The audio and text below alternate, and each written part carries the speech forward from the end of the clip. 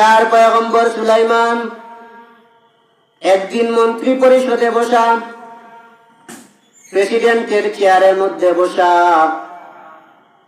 এমন সময় সুলাইমান আলাইহিস সালাম বললেন, আমার মন্ত্রীবর্গ, আমার সভাসদগণ শুনো, আমি হইলাম দেশের বাদশাহ, আর বাদশার প্রথম হইল কাজ বিয়া করা। আমি যদি বিয়ে না করি, প্রজাগণ বিয়ে করে, তাহলে একটা লজ্জার ব্যাপার। সুলাইমান আলাইহিস সালাম বললেন, আমি এমন একজন মেয়েকে বিয়ে করতে চাই যেই মেয়েটার মধ্যে 4টি গুণ থাকবে। এমন একজন মেয়েকে বিয়ে করব যে মেয়েটার মধ্যে 4টি গুণ থাকবে। 1 নম্বর গুণ হইল মেয়েটা আমানতদার হওয়া লাগবে। 2 নম্বর গুণ হইল মেয়েটা পর্দাশীল হওয়া লাগবে। 3 নম্বর গুণ হইল মেয়েটা সুন্দরী হওয়া লাগবে। 4 নম্বর গুণ হইল মেয়েটার বংশ ভালো হওয়া লাগবে। এই 4 গুণের কোনো মেয়ে যদি পাওয়া যায়, তাহলে আমি ঘোষণা করে দিলাম, সুলাইমান বাদশাহ আমি বিয়ে করতে চাই।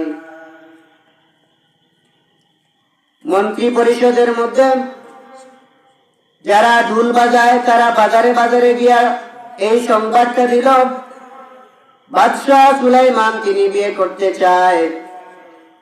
সুলাইমান আলাইহিস সালাম বিয়ে করবেন, একজন পাত্রীর প্রয়োজন। এই খবর শহর থেকে বন্দর হয়ে গ্রামে গঞ্জে পৌঁছে গেল।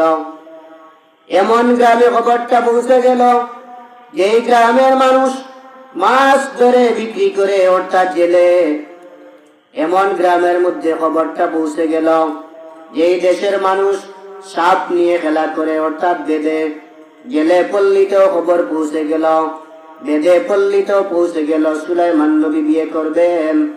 কে আসো সুলাইমান নবীর সঙ্গে বিয়ে বসবে? 4টা গুণ। 1 নম্বর গুণ হইল মেয়েটা সুন্দরী হওয়া লাগবে। 2 নম্বর হইল আমানতদার হওয়া লাগবে। 3 নম্বর বংশ ভালো হওয়া লাগবে। 4 নম্বর হইল দিনদার হওয়া লাগবে। এই 4 গুণের যদি কোনো মেয়ে পাওয়া যায়, তাহলে আমি বাদশাহ সুলাইমান বিয়ে করতে রাজি আছি। কিতাবের মধ্যে লেখেন, দীর্ঘ 6 মাস পর্যন্ত চতুর্দিকে যখন এই খবরটা দেওয়া হলো, কোনো মেয়ে পাওয়া গেল না বিয়ে বসার জন্য, বিয়ে করার জন্য উপযুক্ত কোনো পাত্রী পাওয়া গেল না। হঠাৎ সুলাইমান আলাইহিস সালামের এলাকার মধ্যে এমন একজন মানুষ ছিল, যে মানুষটা প্রতিদিন নদীতে গিয়া মাছ ধরে আর বিকাল বেলায় বাজারে বিক্রি করে। এই মানুষটা যখন সংবাদ পাইল বাদশাহ সুলাইমান বিয়ে করবেন, তার মনে মনে একটা ধারণা, আমার ঘরে তো একটা সুন্দরী মেয়ে আছে, আমার ঘরে একটা দিনদার মেয়ে আছে, পরহেজগার মেয়ে আছে, কিন্তু আমি গরিব, আমার টাকা পয়সা নাই। এই কারণে হয়তো সুলাইমান বিয়ে করতে রাজি হবে না। তাহলে দেখি এই সুযোগটা কাজে লাগানো যায় কিনা। এই জেলে তার বাড়িতে গিয়া এই খবরটা দিল। এই খবরটা শোনার পরে তার স্ত্রী বলল, প্রিয়তমা স্বামী, ভালো একটা খবর নিয়ে আসছেন। আমার মেয়েটা সুন্দরী, আমার মেয়েটা দিনদার, আমার মেয়েটা আল্লাহওয়ালা পরহেজগার, কিন্তু আমরা গরিব মানুষ, এই কারণে বাদশাহ সুলাইমান বিয়ে করতে রাজি হবে না। এই কথাটা শোনার পর থেকে ওই মেয়েটি প্রতিদিন আল্লাহর কাছে দোয়া করে, আল্লাহ, জীবনে একবার হলেও সুলাইমান নবীর সঙ্গে আমার বিয়েটা পড়াইয়া দিও। এই মেয়েটা প্রতিদিন আল্লাহর কাছে দোয়া করে, আয় আল্লাহ,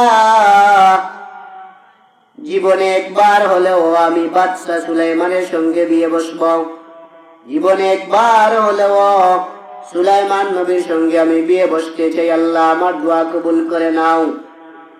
আল্লাহ রব্বুল আলামিন নেককার পাত্র এবং পাত্রীর জন্য কোরআনে একটা দোয়া শিখাইয়া দিয়েছেন, রব্বানা হাব লানা মিন আজওয়াজিনা ওয়া যুররিয়াতিনা قرة أعين واجعلنا للمتقين إماما। এই দোয়াটা কোনো মানুষ যদি 5 বার নামাজের পরে পড়ে, তাহলে অবিবাহিত মেয়ে যদি হয় তার বিবাহের ব্যবস্থা হয়ে যাবে, অবিবাহিত ছেলে যদি হয় বিবাহের ব্যবস্থা হয়ে যাবে। আল্লাহ রাব্বুল আলামিন আখেরি নবীর উম্মতের জন্য বিয়ের পাত্র পাত্রীর সন্ধানের জন্য একটা দোয়া শিখাইয়া দিলেন। এই মেয়েটা প্রতিদিন আল্লাহর কাছে দোয়া করে, আয় আল্লাহ, আমি বাদশা সুলাইমানের কাছে বিয়ে বসতে যাই, আল্লাহ দোয়া কবুল করে নাও। এই মেয়েটা সুলাইমান নবীর সঙ্গে গোপনে গোপনে প্রেম করছে, অথচ সুলাইমান নবী এখনো জানে না মেয়েটাকে ভালোবাসে। প্রতিদিন নামাজ পড়ে তাহাজ্জুদ পড়ে আল্লাহর কাছে দোয়া করে, আল্লাহ, সুলাইমান বাদশার সঙ্গে একবার হলেও আমার জীবনে দেখায় দেওয়াইয়া তার খেদমত করে করে আল্লাহর জান্নাতে যেতে চাই। এই মেয়েটা বড় বুদ্ধিমান ছিল। এই মেয়েটা চিন্তা করলো এইভাবে প্রেম ভালোবাসা চলে না, নিজে নিজে গোপনে কত প্রেম ভালোবাসা করব। এখন সুলাইমানের কাছে একটা চিঠি দিয়া পাঠাই। এই মেয়েটা সুলাইমান নবীর কাছে একটা চিঠি দিয়ে পাঠালো, বাদশা সুলাইমান, আপনি হইলেন এই দেশের বাদশা, আপনি বিয়ে করতে চান, 4 গুণের মহিলাকে আপনি বিয়ে করবেন, কিন্তু আমার মধ্যে 3টা গুণ আছে, একটা গুণ নাই। বাদশা সুলাইমান, আমি আপনার ভালোবাসার মানুষ, আপনি আমার বিয়ের আমার দরখাস্তটা কবুল করে আমাকে আপনি স্ত্রী হিসাবে বরণ করে নাও। এই মেয়েটা যখন চিঠি পাঠাইছে সুলাইমানের কাছে, 6 মাস পরে যখন মন্ত্রী পরিষদের মধ্যে খবর গেল, কোন মেয়ের সন্ধান পাওয়া গেল না। সুলাইমান আলাইহিস সালাম বলেন, তাহলে এই বছর হয়তো বিয়া করা লাগবে না, যেহেতু কোনো পাত্রীর সন্ধান পাইলাম না। হঠাৎ তাকে একজন মন্ত্রী বলছে, বাদশা সুলাইমান, আপনার কাছে একটা চিঠি দরখাস্ত আসছে, একজন জেলের মেয়ে আপনার কাছে একটা দরখাস্ত দিছে। সুলাইমান আলাইহিস সালাম দরখাস্তটা খুললেন, খোলার পরে দেখা যায়, আসসালামু আলাইকুম, আমি জেলের মেয়ে, আপনার প্রেমে পাগল হয়েছি। বাদশা সুলাইমান, আমার 3টা গুণ আছে, আমার একটা গুণ নাই। আমি সুন্দরী, আমি নেককার আমলওয়ালা, আমি দিনদার, আমি পরহেজগার মুত্তাকি, আমার বংশ ভালো আছে, কিন্তু আমার বাবা গরিব, বাবার টাকা পয়সা নাই, জেলে, বাজারে মাছ বিক্রি করে সারাদিন, নদীতে মাছ মারে, বিকেল বেলায় বাজারে গিয়ে বিক্রি করে। আল্লাহর পয়গম্বর সুলাইমান আলাইহিস সালাম এই চিঠিটা পাওয়ার পরে সুলাইমান আলাইহিস সালামের রাগ উঠে গেল। আমি হইলাম বাদশা, এই দেশের প্রেসিডেন্ট, একজন প্রেসিডেন্টের কাছে তুমি একজন জেলের মেয়ে এমন একটা চিঠি পাঠাইছো বিয়ের দরখাস্ত হিসাবে, এই চিঠিটা আমি মানি না। আকাশের মালিক আল্লাহ রাব্বুল আলামিন দেখতেছে সব অবস্থা। আল্লাহ মানুষের অন্তরের খবর জানেন। ওয়াল্লাহু আলিমুম বিযাতিস সুদূর, আল্লাহ মানুষের অন্তরের খবর জানেন। আল্লাহ রাব্বুল আলামিন যখন দেখলেন সুলাইমান আলাইহিস সালাতু ওয়াস সালাম এই চিঠিটা তার হাত থেকে ছেড়ে দিলেন, চিঠিটা গ্রহণ করলেন না। আল্লাহ পরীক্ষা করলেন, ও সুলাইমান, তুমি এমন একজন জেলের মেয়ের চিঠিটা তুমি কবুল করলে না। ও সুলাইমান, আমি তোমাকে পরীক্ষা শুরু করব। তোমার অহংকারের কারণে, ক্ষমতার কারণে, তুমি এই অহংকারের কারণে একজন জেলের মেয়েকে তুমি অবজ্ঞা করলা কিনা, এইটা তোমার পরীক্ষা শুরু হয়ে যাক। পরীক্ষা শুরু হয়ে গেল। আল্লাহ রাব্বুল আলামিন প্রত্যেক নবীদেরকে এক একটা মুজিজা দিয়েছিলেন। মূসা আলাইহিস সালামের মুজিজা হইল হাতের লাঠি যদি মাটিতে নিক্ষেপ করে সঙ্গে সঙ্গে অজগর সাপ হয়ে যায়। আবার লাঠিটা যখন হাতে নেয়, সাপের মাথায় যখন মুসা নবী ধরে, সঙ্গে সঙ্গে আবার লাঠি হয়ে যায়। মুসা আলাইহিস সালাম রাত্রি অন্ধকার, রাত্রিবেলা কোথাও যেতে পারে নাই। আল্লাহর নবী মুসা আলাইহিস সালাম যখন বগলে হাত রাখে, 10 পাওয়ার লাইটের মতো আলো বের হয়ে যায়। আল্লাহ মুসা নবীকে এত বড় একটা পাওয়ার দিয়েছেন, মুজিজা। দাউদ আলাইহিস সালামের মুজিজা হইল, দাউদ আলাইহিস সালাম যখন লোহা হাতে নেয়, লোহার মধ্যে টিপা দেয়, টিপা দিতে দিতে মোমের মতো লোহা গলে যায়। ঈসা আলাইহিস সালামের মুজিজা হইল, পুরাতন কবরের ভিতর কবরে গিয়া যদি ঈসা নবী বলে কুম বিইذনিল্লাহ, আল্লাহর হুকুমে দাঁড়িয়ে যাও, সঙ্গে সঙ্গে ওই মুর্দা জীবিত হয়ে যায়। আল্লাহ এক একজন নবীদেরকে এক একটা মুজিজা দান করেছেন। সুলাইমান আলাইহিস সালামকে আল্লাহ একটি মুজিজার আংটি দিয়েছিলেন, একটি আংটি। এই আংটিটা যদি যতক্ষণ না তার হাতে থাকে, জিন ইনসান মানব দানব সকল প্রাণী তার বাধ্য থাকে। যখন আংটিটা হাত থেকে চলে যায়, কোন প্রাণী তার কথা শুনে না।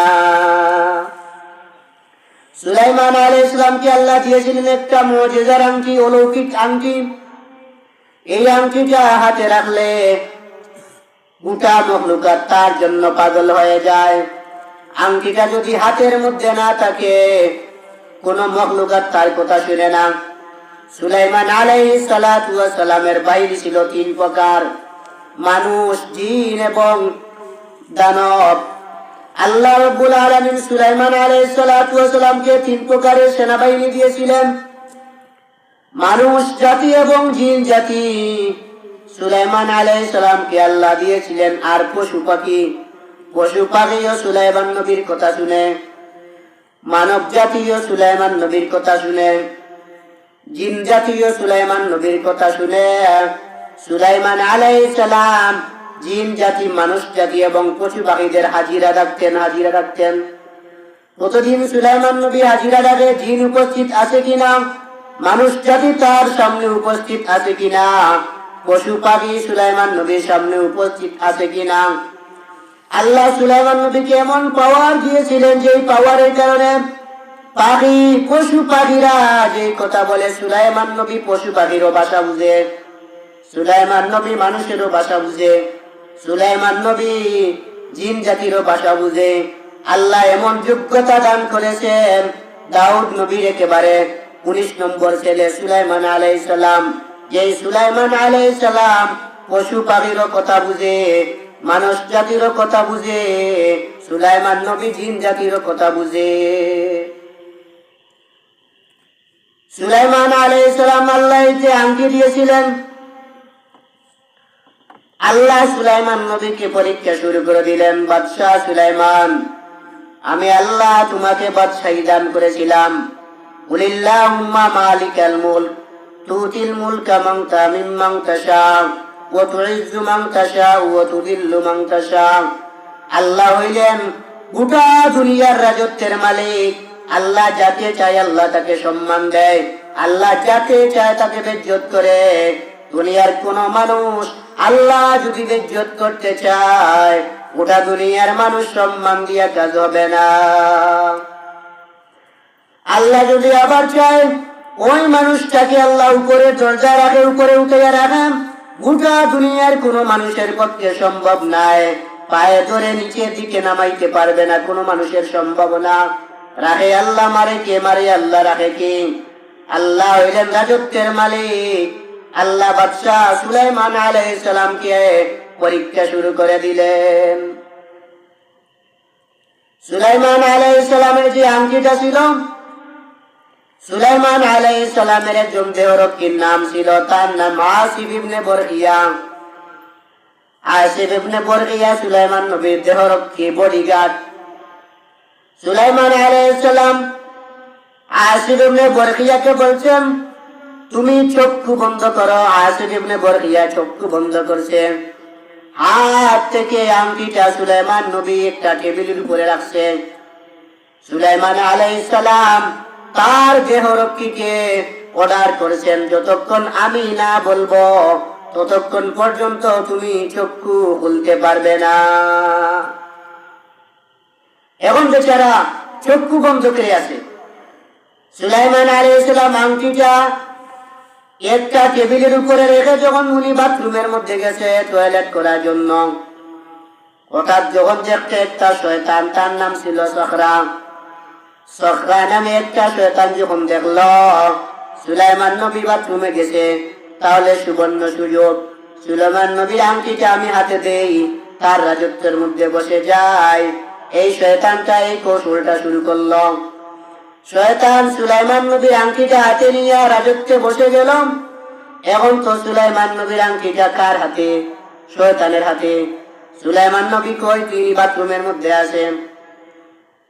এখন এই শয়তান মন্ত্রী, মিনিস্টার, সভাসদ সকলকে ভাষণ দিয়া বলছে, শুনো, আমাদের দেশের মধ্যে দুইজন সুলাইমান।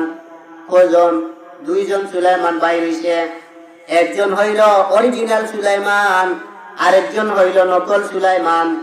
যার হাতে আংটি আছে উনি হইল অরিজিনাল সুলাইমান, খাঁটি সুলাইমান। আর যার হাতে আংটি নাই উনি হইল নকল সুলাইমান। শয়তান কি বুদ্ধি দিল? শয়তান বলল, আমি হইলাম তোমাদের বাদশা সুলাইমান, আমার হাতে আংটি আছে, আমার হাতে আংটি আছে, আর নকল সুলাইমান তার হাতে আংটি নাই। এই শয়তান সখরা সুলাইমান আলাইহিস সালামের সংসদের মধ্যে বসে গেল। হঠাৎ যখন সুলাইমান নবী বাহির হইছে বাথরুম থেকে, বাহির হওয়ার পরে দেখা যায় সিংহাসনে একজন মানুষ বসা, হাতে আংটি। সুলাইমান নবী বলে, বুঝলাম না, আংটি তো রাখলাম টেবিলের উপরে, আমার আংটিটা কোথায় গেল? আর আসিফ ইবনে বরকিয়া এখনো চক্ষু বন্ধ করতেছে। কি অর্ডার? মানে দেশের প্রধানমন্ত্রীর অর্ডারটা কেমনে মানছে? এখন সুলাইমান আলাইহিস সালাম এই শয়তানকে যখন বলছে, আরে মিয়া তুমি কে? শয়তান বলে, তুমি কে? এখন দুজন লাগছে ঝগড়া। আসল সুলাইমান যার হাতে আংটি নাই, আর নকল সুলাইমান হইল শয়তান, আংটি হাতে দিয়া সিংহাসনে বসছে। এখন দুজনের টানাটানি শুরু। সুলাইমান আলাইহিস সালাম বলেন, আমার আংটি। শয়তান সখরা বলে, আমার আংটি। এখন দুজন লাগছে ঝগড়া। এখন মন্ত্রী, মিনিস্টার আসেনি? আছে। এখন তো এরা তো দেখে দুজনের ঝগড়া। এখন শয়তান যে সুলাইমান সাজছে, শয়তান যে সুলাইমানের রূপ ধরছে আংটি হাতে নিয়া, ওই শয়তান বলছে, শুনো, এই যে সুলাইমান দাবি করতেছে মিথ্যা সুলাইমান, তার হাতে আংটি নাই, আমার হাতে আংটি আছে, তোমরা তাকে পিটাইয়া এই দেশ থেকে বিতাড়িত করো। এখন মন্ত্রী, মিনিস্টার, বাদশাহ যেই কথা বলবে মন্ত্রী মিনিস্টার তো মানবেই। মন্ত্রী মিনিস্টার না মানিয়ে পারা যায় না। এখন মন্ত্রী মিনিস্টারেরা তাফসীরে লেখছে, এই আহকামুল কোরআনের মধ্যে লেখছে যে সুলাইমান আলাইহিস সালামকে তারা নিয়া পিটাইয়া একটা নদীর তীরে নিয়ে রাখছে। সুলাইমান আলাইহিস সালামকে এমন মার দেয়, এমন পিটা দেয়, সুলাইমান নবী অজ্ঞান হয়ে যায়।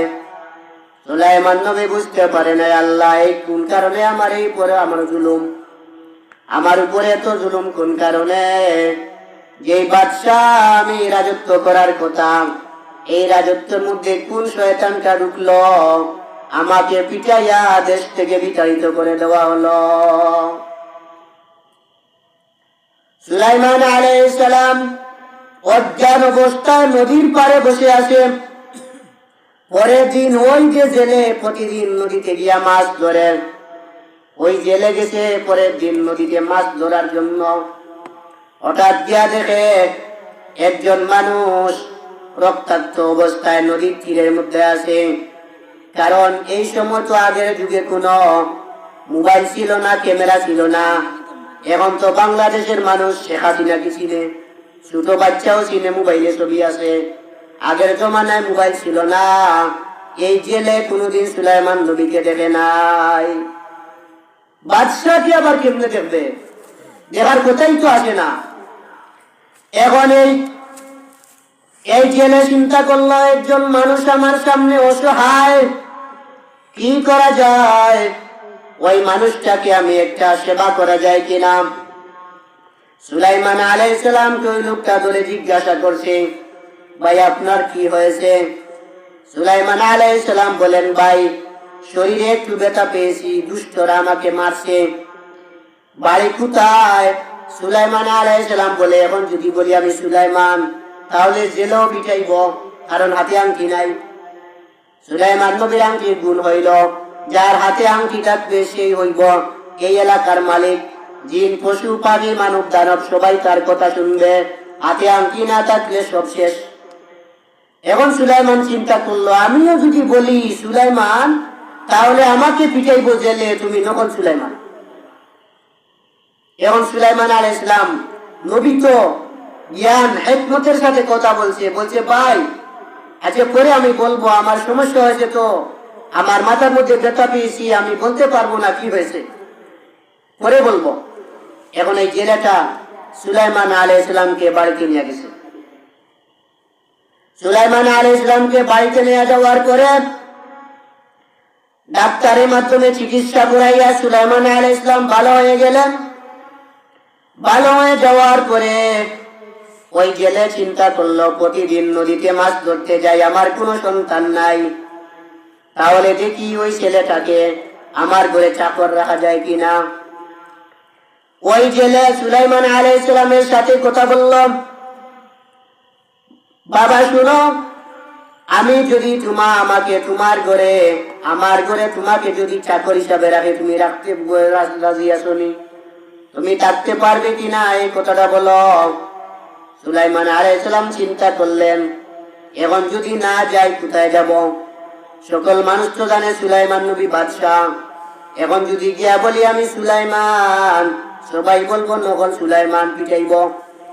তাহলে যাক, চাকরিটা ধরি, আল্লাহর হাওলা যতদিন যায় চাকরিটা করি। এখন এই জেলের ঘরে সুলাইমান আলাইহিস সালাম চাকরিরত অবস্থায়। এখন সিরে লাগবে, ইনকিলাবী তাফসীরের মধ্যে লেখেছেন যে 6 মাস পর্যন্ত সুলাইমান আলাইহিস সালাম জেলের ঘরে চাকরি করছেন। তাফসীরে আল্লামা জমশরী তাফসীরে কাশফের মধ্যে আনছেন যে 1 বছর পর্যন্ত সুলাইমান আলাইহিস সালাম চাকর ছিলেন ওই জেলের ঘরে। কে বানাইছে? আল্লাহ।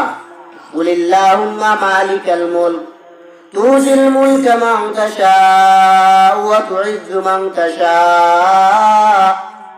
আল্লাহর হাতে রাজত্ব, আল্লাহ যাকে ইচ্ছা তাকে রাজত্ব দান করে, আল্লাহ যাকে ইচ্ছা তাকে অপমানিত করেন। আল্লাহ রাব্বুল আলামিন সুলাইমান আলাইহিস সালাম 1 বছর পর্যন্ত জেলের ঘরে চাকর। সুলাইমান নবী প্রতিদিন জেলের সঙ্গে মাছ ধরতে নদীতে যায়। প্রথম দিন যখন সুলাইমান নবীকে নিয়ে মাছ ধরতে গেছে, আগের চাইতে ডবল মাছ পাওয়া যায়। সুবহানাল্লাহ, আগের চাইতে ডবল মাছ পাওয়া যায়, একজন নবীর বরকত। এখন প্রতিদিন এইভাবে মাছ ধরে বাজারে নিয়ে বিক্রি করে আগের চাইতে প্রতিদিন ডবল মাছ পাওয়া যায়, দ্বিগুণ মাছ পাওয়া যায়। এবং দীর্ঘ 1 বছর পর্যন্ত সুলাইমান আলাইহিস সালাম জেলের ঘরে চাকরত অবস্থায়। দেশের যে বাদশা ছিল, খবর আছে নি? আর দেশের রাজত্বের কোনো খবর নাই। দেশ তো শয়তানের হাতে, কোথায় যাচ্ছে? শয়তানের হাতে, এটা তো শয়তানের হাতে। সুলাইমান আলাইহিস সালাম 1 বছর পর্যন্ত চাকরি করলেন। 1 বছর চাকরি করার পরে ওই লোকটা মনে মনে চিন্তা করলো, 1 বছর হয়ে গেছে ছেলেটার। এখন ছেলেকে বলছেন, বাবা তোমার তো 1 বছর হয়ে গেছে। সুলাইমান আলাইহিস সালাম বলেন, 1 বছর হয়ে গেছে, তাহলে আমি বাড়িতে চলে যাই, আমার মজুরি যা আছে সব দিয়া দেন। এখন এই জেলেটা বলল, ঠিক আছে তোমাকে আমি বিদায় দিব, একটা কথা, তুমি বাবা বিয়ে শাদী করছো নি? সুলাইমান আলাইহিস সালাম বলেন, বিয়ের কারণে তো এরকম হইছে, একটা বিয়ে করতে গিয়া তো আজকে আমি জেলের ঘরে। সুলাইমান আলাইহিস সালাম বললেন, না বাবা আমি বিয়ে শাদী করি নাই। বলছে, বাবা আমরা যদি তোমাকে একটা পাত্রী দেই তাহলে তুমি বিয়ে করতে রাজি আছো নি? সুলাইমান নবী বলে, মাগনা পাইলে খায় না, মাগনা। সুলাইমান আলাইহিস সালাম বলেন, আচ্ছা দেখি চিন্তা করে কি করা যায়, আপনিও আপনার বিবির সঙ্গে পরামর্শ করেন। এখন এই জেলে তার বিবির সাথে পরামর্শ করছে, আমাদের ঘরে যে একটা ছেলে আছে, এই ছেলেটা বলো তো তুমি ভালো কিনা? তার বিবি বলছে, না না, ওইটা ভালো না। বলে, কেন ভালো না? যদি ভালো হইতো তাহলে মানুষ পিটাইয়া নদীর পারে রাখতো, তাহলে বোঝা যায় ছেলেটা ভালো না। এখন বেচারা চিন্তা করলো, ঘরের বউ যখন বলছে ভালো না, তাহলে যদি এরপরেও মেয়ে বিয়া দেই, তাহলে কি যে হইব, সংসারের মধ্যে আগুন ধরব। কারণ আমার ঘরের ম্যাডামকে যদি আমি না রাজি করতে পারি, সারা দুনিয়া অশান্তি। এখন সুলাইমান আলাইহিস সালামকে বলছে, বাবা আমার ঘরে একটা মেয়ে আছে, একজন সুন্দরী মেয়ে আছে আমার ঘরে না। ওই বেচারা প্রশ্ন করছে, বাবা শুনো, তুমি 1 বছর পর্যন্ত আমাদের ঘরে ছিলা, বলো তো আমাদের ঘরে সদস্য সংখ্যা কতজন, মানুষ কয়জন আছি আমরা? এখন তো সুলাইমান আলাইহিস সালাম বলেন, আমি সহ হইল 3 জন। এখন বেচারা বলে, আমার ঘরে যে আরেকটা মেয়ে আছে, আমরা 3 জন আর আপনি একজন, 4 জন, কিন্তু আপনি বলছেন 3 জন। আমার ঘরে যে একটা মেয়ে আছে, এই মেয়েটার খবর জানো না? সুলাইমান আলাইহিস সালাম বলেন, আপনার মেয়েকে দেখবো তো দূরের কথা, আপনার মেয়ে কোন জায়গায় গোসল করে কাপড় রোদ্রের মধ্যে দেয় এটাও দেখি নাই। সুবহানাল্লাহ, কি একজন নবীর মধ্যে আদর্শ গুণ। এখন যেহেতু বোঝা গেল দামানটা বড় ভালো, জীবনেও কোনোদিন 1 বছরের ভিতরে আমার মেয়েকে দেখে নাই, তাহলে দামানটা খুব ভালো, তাহলে বিয়াটা দিই। এখন বিয়ে হয়ে যাবে, কিন্তু ওই জেলের স্ত্রী তো আর মানে না। এখন বেচারা চিন্তা করলো, আমার বউকে তো আগে মানাইতে হবে। এখন সে বাজারে গেছে, বাজার থেকে গিয়া আঙ্গুর, আপেল, বেদানা, যত ধরনের মিষ্টি মাষ্টি আনছে, নতুন শাড়ি আনছে, আনিয়া স্ত্রীকে দিছে। দেওয়ার পরে বলছে, স্ত্রী তুমি কাপড়টা পরো, আপেল খাও, আঙ্গুর খাও, বেদানা খাও, এগুলো খাও। জেলের স্ত্রী মনে মনে ভাবলো, বাসুর রাতেও এত মায়া করলো না, আজকে দেখা যায় এত কিছু আমাকে আনিয়া দে, বুঝলাম না ঘুষ খাওয়াইতেছে। এই ছেলেটাকে আমি ভালো বলবো, ঘুষ খাওয়াইতেছে। এখন বিচারি আঙ্গুর, আপেল, বেদানা সব কিছু খাইলো। খাওয়ার পরে চিন্তা করলো, এখন যদি আমি বলি ছেলেটা ভালো না, তাহলে ঘরের মধ্যে যে বেন্দা আছে, বেন্দা দিয়ে আমি খাইবো। জামাই বলবো, আমি তোমাকে এত কিছু খাওয়াইলাম, তবুও আমার পক্ষে রায় নাই তোমার, আমার কথার উপরে তুমি রাজি হও না, তাহলে আজকে তোমাকে কি যে করব আল্লাহ জানে। এখন বিচারা মহিলা মানুষ, উনি রাজি হয়ে গেছে, যাক কিভাবে বিয়ে হইল এগুলো আলোচনা করব না। বিয়ে তো হয়েছে, বিয়ের মধ্যে তো অনেক জিনিস লাগে, শাড়িটা লাগে, অনেক কিছু লাগে, বিয়ে একবার হয়ে গেছে। এখন দেখেন সুলাইমান আলাইহিস সালাম বিয়ে করছে, দেশের খবর আসেনি নাই। আরো কতদিন যাওয়ার পরে হঠাৎ দেখা যায় রাষ্ট্রের মধ্যে আগুন ধরে গেছে। আগুন ধরছে, বলছে চাউলের কেজি 200 টাকা, তেলের লিটার 500 টাকা, সব কিছুর দাম বাড়ছে, হঠাৎ করে দাম বাড়ছে। তখন মন্ত্রী মিনিস্টার যারা ছিল সবাই বলে, বুঝলাম না, সুলাইমান এতদিন রাজত্ব করলো, কোনো কিছুর দাম বাড়াইলো না, আজকে দেখা যায় হঠাৎ করে এত দাম বাড়াইলো।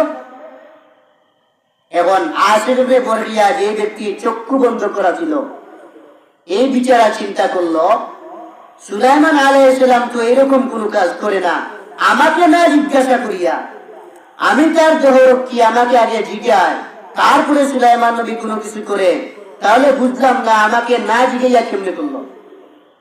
এখন তো সে বলল, যাক মার খাই অথবা পিঠা খাই, চাকরি যাক আর তাক, দেখতাম সুলাইমান আলাইহিস সালাম কি করতেছে। সুলাইমান তো বলছিলেন, তুমি আমি যতক্ষণ পর্যন্ত বলবো না তুমি চক্ষু খুলবে না। এখন সে চিন্তা করলো, আমি চক্ষু খুলিয়া দেখি সুলাইমান কি করতেছে। এখন চক্ষু খুলছে, খোলার পর দেখা যায় লা হাওলা ওয়ালা কুওয়াতা ইল্লা বিল্লাহ, শয়তান। সিংহাসনে শয়তান বসা। এখন সে চিন্তা করলো, দেখছেন নি শয়তানটা দেশের মধ্যে তেলের দাম বাড়াইছে, চাউলের দাম বাড়াইছে, সুলাইমান নবী তো আমাকে না জিজ্ঞাসা করে কোনো কিছু করে না। এখন বেচারা চিন্তা করলো, আয়েশা ইবনে বরকিয়া সে তখন ওই শয়তানের সাথে যুদ্ধ লাগলো। সে শয়তানকে পিটানোর জন্য ঘর থেকে বের হলো। শয়তান ও আসিফ ইবনে বরকিয়ার সাথে যুদ্ধ, কুস্তি। এখন শয়তান চিন্তা করলো, আমি ধরা পড়ছি, আমি শয়তান, আমি ধরা পড়ছি। এখন যদি এই দেশে থাকি তাহলে মানুষ আমাকে পিটাইবে, মারবে। শয়তান সে নিজে আকাশের মধ্যে উড়াল দিল। আকাশে উড়াল দিয়া ওই যে আংটিটা ছিল, আংটিটা হাত থেকে ফেলে দিল। ওই আংটিটা নদীতে পড়ে গেল। এখন আংটিটা নদীতে পড়ে গেছে। এখন দেখা যায় সুলাইমান রাজত্বের মধ্যে নাই। এখন মন্ত্রী মিনিস্টার, দেশের প্রধানমন্ত্রী নাই। কি হইল? কেউ তো কিচ্ছু করতে পারছে না। কি হয়েছে? এখন সুলাইমান আলাইহিস সালাম বিয়ে হয়েছে।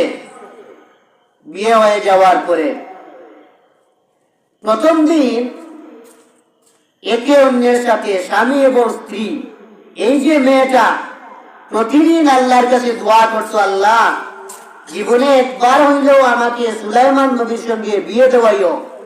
প্রতিদিন দোয়া করত।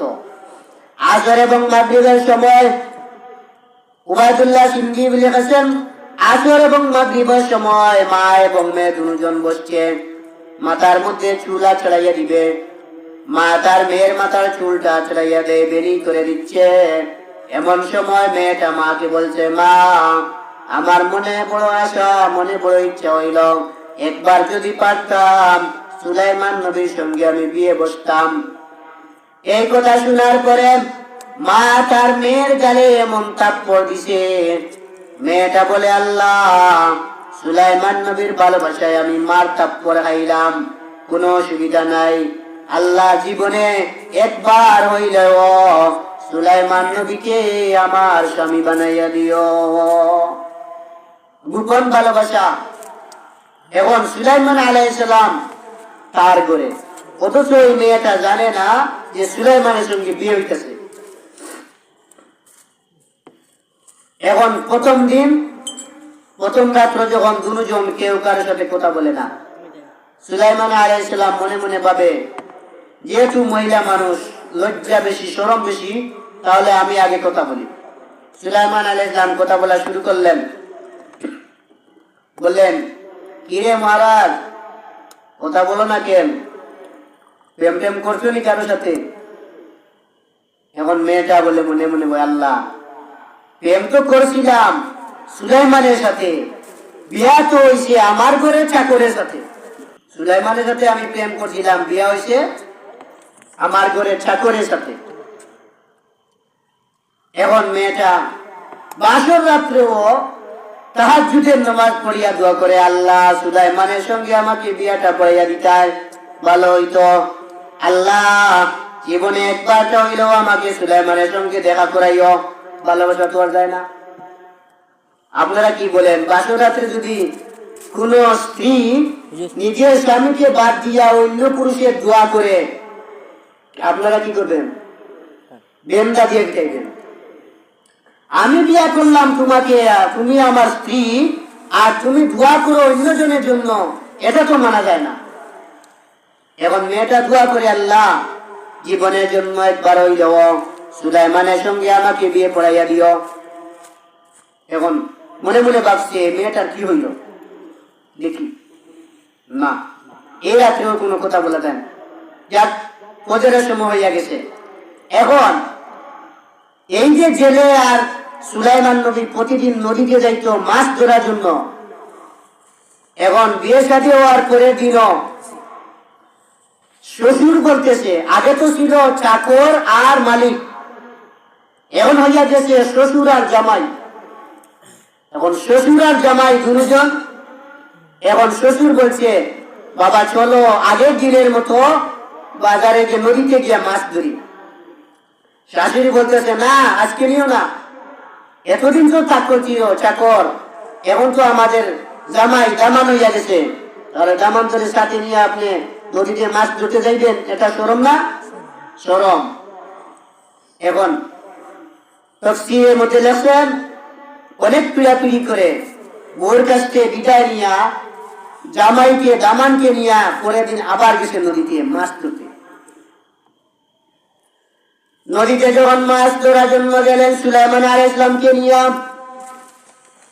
এখন সুলাইমান আলাইহিস সালাম পিছনে পিছনে হাঁটে আর শ্বশুর আব্বা সামনে হাঁটে।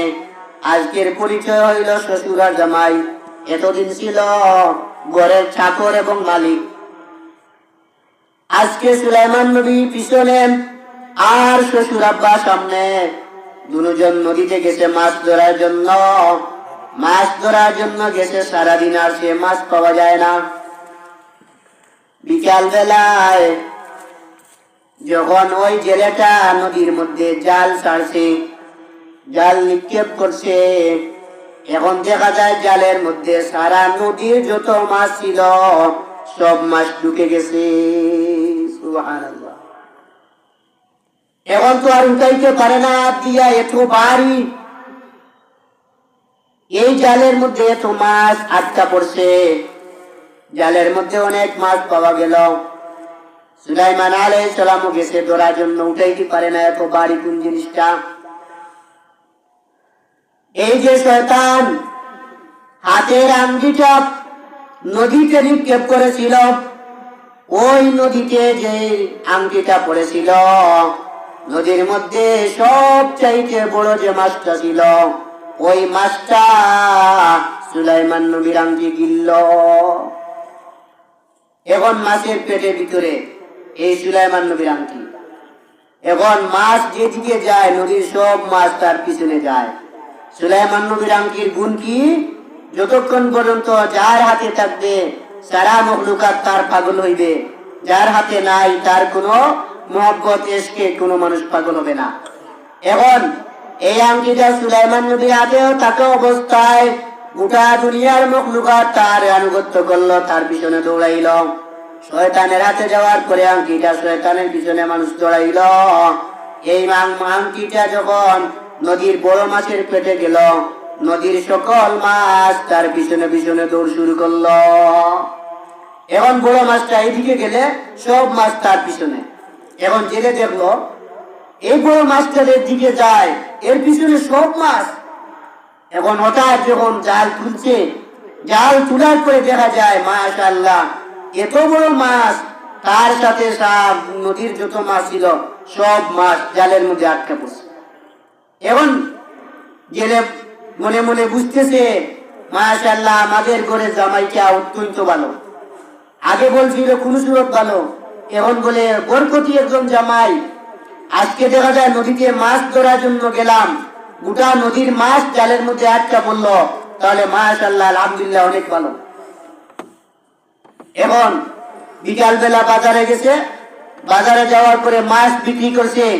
এখন আপনারা কি বুঝলেন? মাছ বিক্রি করার পরে কত টাকার যে মালিক হয়েছে আল্লাহ মাহবুদে জানে। তাহলে ওই লোকটা প্রথমে একজন জেলে ছিল, গরিব মানুষ, আল্লাহ যে মাছ বিক্রি করাইয়া সুলাইমান নবীর বরকতের মাধ্যমে মাছ দ্বারা বিক্রি করাইয়া আল্লাহ কোটিপতি বানাইছে, আর সুলাইমান নবীকে জেলের ঘরের জামাই বানাইছে। এটা আল্লাহ পারেনি? আল্লাহ সব কিছু পারে। আল্লাহু আলা কুল্লি শাইইন কাদির। আল্লাহ হইলেন সর্বশক্তিমান, আল্লাহ সর্ব বিষয়ে পারদর্শী। এখন বাজারে নিয়ে মাছ বিক্রি করছে।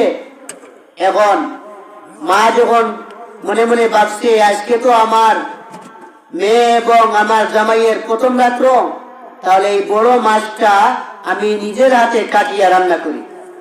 এখন মা এই বড় মাছটা কাটার জন্য যখন বসছে, হঠাৎ দেখা যায় মাছের পেটের ভিতরে একটা আংটি। সুবহানাল্লাহ, মুজিজার আংটি। এখন এই মেয়েটা চিন্তা করলো, বুঝলাম না মাছের পেটের ভিতরে আংটি, যাক এই আংটিটা আমার মেয়েকে দেই। মেয়েকে দিয়া বলছে, মেয়ে শুনো, অন্য তফসিরের মধ্যে আসছে ওই সুলাইমান নবী যে মেয়েকে বিয়ে করেছিলেন, ওই মেয়ে যখন বসছে মাছ কাটার জন্য, ওই মেয়েটা মাছ আংটিটা পাইছে। এখন আংটিটা পাওয়ার পরে ওই মেয়েটা মনে মনে ভাবছে যে আজকে তো আমাদের বাসর রাত, তাহলে স্বামীকে এইটা তা হাদিয়া দিব। এখন এই আংটিটা হাতে নিছে, আংটি হাতে নিয়া এখন তো স্বামী এবং স্ত্রী দুজন কথা বলে না, এবং স্ত্রী প্রতিদিন দোয়া করে, আল্লাহ জীবনে একবার হইলেও সুলাইমানের সঙ্গে আমাকে বিয়ে পড়াইয়ে দিও। মেয়েটা বলে, সুলাইমান আলাইহিস সালাম বলে, আল্লাহ বুঝলাম না, এখনো কি আমার নাম ধরে, আমার নাম ধরে, আমি তো তার ঘরে হাজির, কিন্তু ওই তো জানে না আমি তার ঘরে আছি। এখন যাক, এখন এই মেয়েটা, এই সুলাইমান আলাইহিস সালাম হিকমতি মানুষ, একজন নবী, হিকমত বুদ্ধি আছে, উনি মনে মনে চিন্তা করছেন, যাক এই মেয়েটাকে আর কাটাইয়া কোনো লাভ নাই, তাহলে একটা কাজ করতে হবে, আস্তে আস্তে ধীরে ধীরে ওই মেয়েটাকে পরিচয় দিতে হবে। এখন যখন সুলাইমান আলাইহিস সালাম ঘরের মধ্যে ঢুকছেন, এই মেয়েটা মনে মনে ভাবছে, যাক সুলাইমানকে যখন পাইছি না, তাহলে আমার ঘরের চাকর, এই চাকরের সঙ্গে যেহেতু বিবাহ হয়েছে, এই চাকরকে আমি স্বামী হিসাবে গ্রহণ করি, আর এই যে আংটি, এই আংটিটা আমার স্বামীকে আজকে হাদিয়া দিই।